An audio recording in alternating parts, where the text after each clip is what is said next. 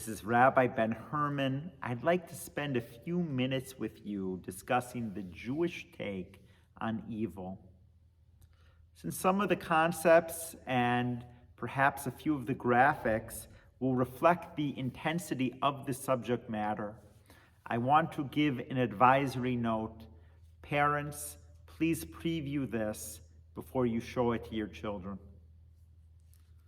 It's been about a month since the indescribable slaughter, rape, kidnapping of 1,400 Israelis and foreign nationals by the terrorist organization Hamas.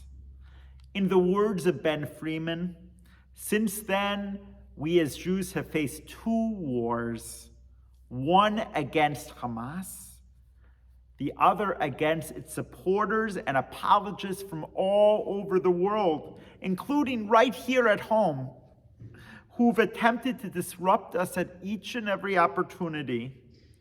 From calls to gas the Jews, to threats against the children of Jewish journalists, we've seen evil unleashed to a degree not imagined since the Holocaust. Our tradition has struggled with the existence of evil for hundreds of years. How can a perfect God create such imperfection? One school of thought looks inward. In other words, what did we do to deserve this? Our sages teach the first temple was destroyed because we committed 3 sins: idolatry, murder, and adultery. And the second temple because we engaged in sinat chinam, baseless hatred. In this line of thinking, God hides God's self to allow evil to take over for whatever period of time. Maimonides takes a very different view to this question, emphasizing the central principle of free will, without which all human action is meaningless. God endowed us with the ability to pursue life over death, goodness over evil, and instructed us to choose life.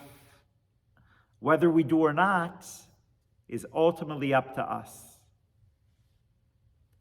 While there are some other ideas on this question, I'd like to share the thoughts of a more modern thinker, Rabbi Joseph Soloveitchik, who suggested that the appropriate Jewish response to evil is not to attempt to understand it, but to respond to it, to fight human evil where it exists, and to utilize human suffering as an opportunity for spiritual growth.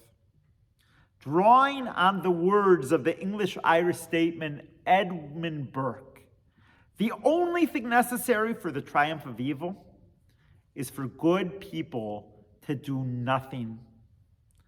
And from Elie Wiesel, the opposite of love is not hate, it's indifference. I have no doubt Israel will defeat Hamas, but I do fear that the evil they have unleashed in the Middle East and around the world cannot be undone. We essentially have two choices.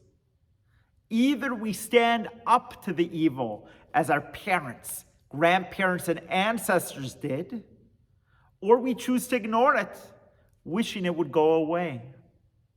Well, I'd love to give you the definitive Jewish take on why evil exists. What's more important is what we do to respond and what we are doing to choose life over death, good over evil. We've got an action plan on our website about what we can do to help Israel. We're going to need a similar one for what we need to do here at Mosaic Law Congregation and in the greater Sacramento community. Let's start with the following. We will never defeat evil by staying silent or standing alone. We are all each other's keepers, and we're going to need everyone in this fight.